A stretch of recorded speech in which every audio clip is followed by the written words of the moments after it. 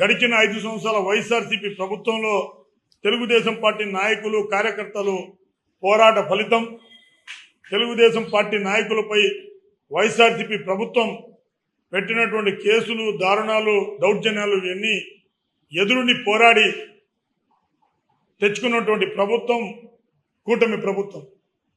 Telugu Desam party, Janasena, BJP కూటమి ప్రభుత్వం ఏర్పాటైన తర్వాత మొట్టమొదటిసారి ఈరోజు శాసనసభలో ఎమ్మెల్యేలు అందరూ ప్రమాణ స్వీకారం చేయబోతా ఉన్నారు. ఏదైతే గత వైసీపీ ప్రభుత్వంలో ఎమ్మెల్యేలు, మంత్రులు, ముఖ్యమంత్రి, స్పీకర్ కూడా నిష్పక్షపాతంగా సభ వహించాల్సినటువంటి స్పీకర్ కూడా వాటిని మాట్లాడినటువంటి భాష, శాసనసభ అంటే ఒక దేవాలయంలో కొలుస్తారు. రాష్ట్ర ప్రజల స్థితిగతులను మార్చేటువంటి దేవాలయం. అలాగే ఆంధ్రప్రదేశ్ రాష్ట్ర భవిష్యత్తుని తీర్చిదిద్దే దాంట్లో చట్టాలు చేసేటువంటి దేవాలయం. అలాంటి యొక్క దేవాలయంలో బూతులు, అలాగే వ్యక్తిగత హననం చేసే విధంగా వాళ్ళ ఫ్యామిలీకి మాట్లాడే మాటలు, బూతులు చేయటం, అవహేళన చేయటం, ఇలాంటి సంఘటనలు జరిగిన రీత్యా దాదాపు 4 సంవత్సరాలు ప్రతిపక్ష నాయకుడిగా పోరాడినటువంటి వ్యక్తి నారా చంద్రబాబు నాయుడు గారు ఇక మితిమీరిపోయేతలకి అన్పార్లమెంటరీ ఓట్స్ శాసనసభలో కాదు బయట ప్రదేశాల్లో కూడా మాట్లాడినటువంటి భాష శాసనసభలో మాట్లాడారు. కాబట్టి ఇది గౌరవ సభ కాదు, మళ్ళీ నేను ముఖ్యమంత్రి అయ్యి గౌరవ సభ చేస్తానని చెప్పి శపథం చేసి ఆ రోజు వెళ్ళటం, ప్రజలు అవన్నీ గమనించటం, ప్రతిపక్ష నాయకుడి హోదా కూడా లేకుండా జగన్మోహన్ రెడ్డి గారిని తరిమి కొట్టడం, ఈ యొక్క రాష్ట్ర ప్రజలు తీసుకున్నటువంటి నిర్ణయంలో భాగంగా ఈ రోజు ఆంధ్రప్రదేశ్ రాష్ట్రం శాసనసభ కొలువు తీరింది. ఈరోజు గౌరవ సభ కాస్త ఈ రోజు గౌరవ సభగా తీర్చిదిద్దేటువంటి పరిస్థితి ఆంధ్రప్రదేశ్ రాష్ట్ర ప్రజలది. కాబట్టి చంద్రబాబు నాయుడు గారే కాదు, ఆంధ్రప్రదేశ్ రాష్ట్రంలో ఉన్నటువంటి యావత్తు సామాజిక వర్గాలు, స్వచ్ఛంద సంస్థలు, పారిశ్రామికవేత్తలు, మీడియా ప్రతినిధులు, అలాగే ఎవరైతే ఉండారో పెద్ద వాళ్ళు అందరికీ ఈరోజు విముక్తి చెందేటువంటి పరిస్థితి ఈరోజు ఆంధ్రప్రదేశ్ రాష్ట్రంలో ఈరోజు ఉంది. అలాగే గౌరవ సభ కాస్త గౌరవ సభగా ఈరోజు మన కొలువు తీరిందని చెప్పుకోవచ్చు. అలాగే మేము ఒకటే చెప్తా ఉన్నాం, గతంలో తెలుగుదేశం పార్టీ ప్రతిపక్షంలో ఉండి ఏ విధంగా ఈ యొక్క వైసీపీ ప్రభుత్వం ఉన్నప్పుడు పోరాడారో అలాగే ఈరోజు ప్రజల పక్షాన నిలబడి ఈ యొక్క కూటమి ప్రభుత్వం సకలం చేస్తుంది. ఆంధ్రప్రదేశ్ రాష్ట్రాన్ని అగ్రగామి రాష్ట్రంగా తీర్చిదిద్దుతుంది. అలాగే ఆంధ్రప్రదేశ్ రాష్ట్రానికి జీవనాడిగా ఉన్నటువంటి పోలవరం ప్రాజెక్టును నిర్మిస్తుంది. అమరావతి రాజధాని లేనటువంటి రాష్ట్రాన్ని ఈరోజు అమరావతి రాజధానిగా తీసుకొని వచ్చే బాధ్యత ఇప్పుడు మన రాష్ట్ర ముఖ్యమంత్రి నారా చంద్రబాబు నాయుడు గారు తీసుకుంటారు. అలాగే కాదు, ఆంధ్రప్రదేశ్ రాష్ట్రం భారతదేశంలో అగ్రగామి రాష్ట్రంగా ఉండాలన్నా, బడుగు బలహీన వర్గాలకి సమానంగా న్యాయం జరగాలన్నా చంద్రబాబు నాయుడు గారే చేయగలుగుతారు. ఆయన వల్ల ఒకటే సాధ్యమవుతుంది. కాబట్టి ఈరోజు మేము చాలా ప్రజలకు మరీ ధన్యవాదాలు తెలియపరుస్తున్నాం.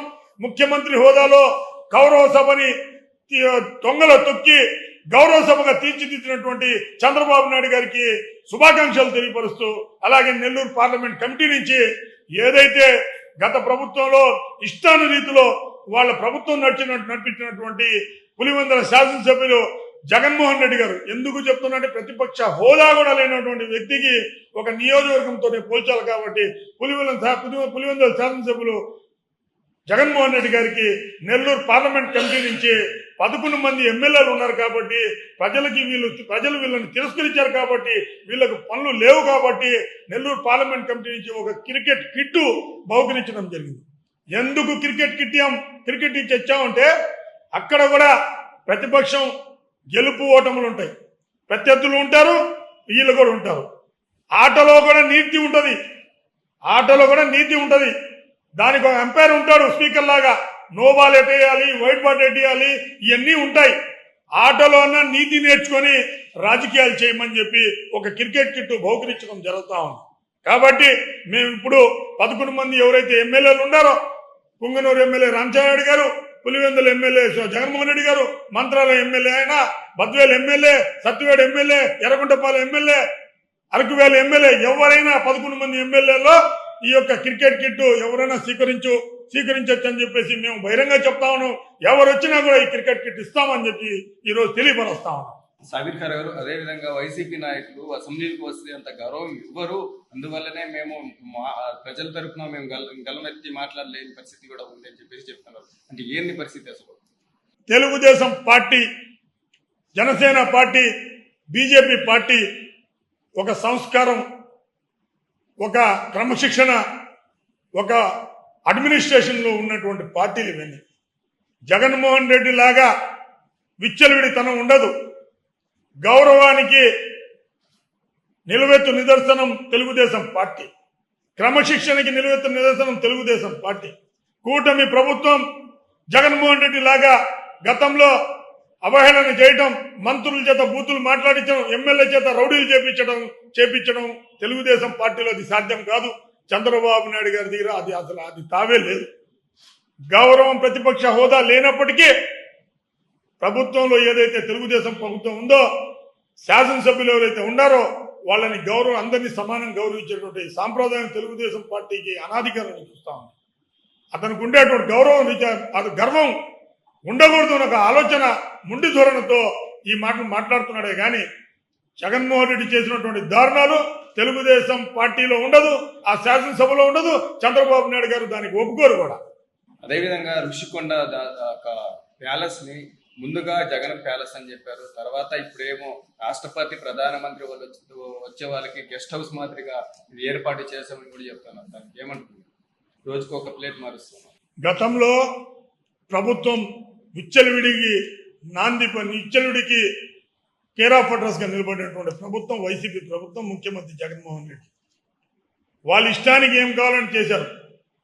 గ్రావెల్ దోచుకున్నారు, ఇసుకని దోచుకున్నారు, మాఫియా చేశారు, డ్రగ్స్ అమ్మారు, గంజాయి అమ్మారు, కొండల్ని సైతం మింగేశారు, పంచభూతాలను సైతం ఈరోజు వ్యాపారాన్ని పెట్టినటువంటి పరిస్థితి ఎవరైనా ఉంటే జగన్మోహన్ రెడ్డి, వైసీపీ పార్టీ, ఆ యొక్క మాజీ మంత్రులు, మాజీ ఎమ్మెల్యేలు. వాళ్ళు జగన్మోహన్ రెడ్డి ప్యాలెస్ అని చెప్పి అనేక మార్లు చెప్పడం జరిగింది. అక్కడి నుంచి అడ్మినిస్ట్రేషన్ చేస్తాడు. స్వయంగా జగన్మోహన్ రెడ్డి గారే చెప్పారు, నేను 9వ తేదీ విశాఖపట్నం నుంచి నేను ప్రమాణ స్వీకారం చేస్తానని చెప్పి బహిరంగం చెప్పాడు. రికార్డులు కూడా ఉన్నాయి, అనేక మీడియాల్లో కూడా ఉన్నాయి. ఈ రోజు ఆ యొక్క ఋషికొండలో ఏదైతే ప్యాలెస్ కట్టాడో దాంట్లో దొల్లతనం బయటపడుతుంది, దాంట్లో అక్రమాలు బయటపడతాయి, దాంట్లో చేసినటువంటి దారుణాలు బయటపడతాయని చెప్పి ఈ రోజు మేము గవర్నర్లకు ఇస్తున్నాం. పర్యాటక స్థలంగా కేంద్రం నుంచి నిధులు తెచ్చి ఆడిట్ పర్ఫెక్ట్ గా చేశాడు. ప్రతి ఒక్కరిని కూడా దీంట్లో జరిగినటువంటి అక్రమాలని ప్రతి ఒక్కరు కూడా దాన్ని క్షుణ్ణంగా పరిస్థితి, దోషులను ప్రతి ఒక్కరికి ప్రభుత్వం తన పని తను చేసుకోబోతుంది. దోషులు ఎవరు కూడా తప్పించుకునే పరిస్థితే లేదు.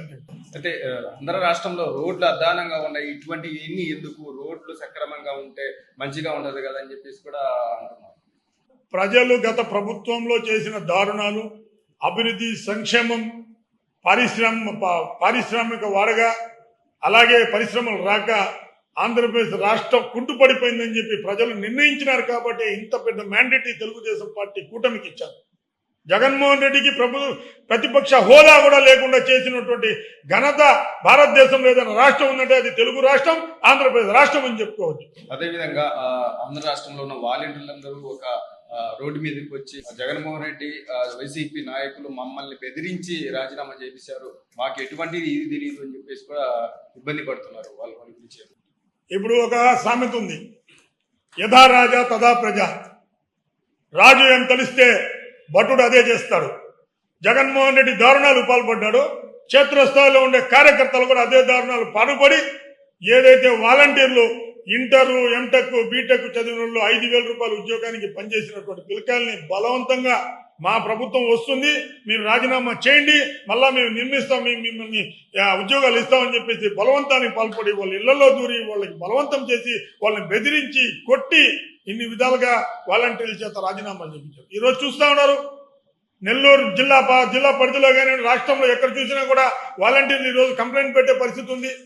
స్టేషన్లో పోయేసి ఫలానా స్థానిక నాయకుడు మమ్మల్ని బెదిరించినాడు, మేము చేయకపోతే రాజీనామా చేయకపోతే మమ్మల్ని కొడతారని, ఫలానా స్థానిక ఎమ్మెల్యే తరఫున మనుషులు వచ్చి మమ్మల్ని బెదిరించినారు, లేకపోతే మమ్మల్ని కొడతారని ఈరోజు కేసులు కడతా ఉన్నారు.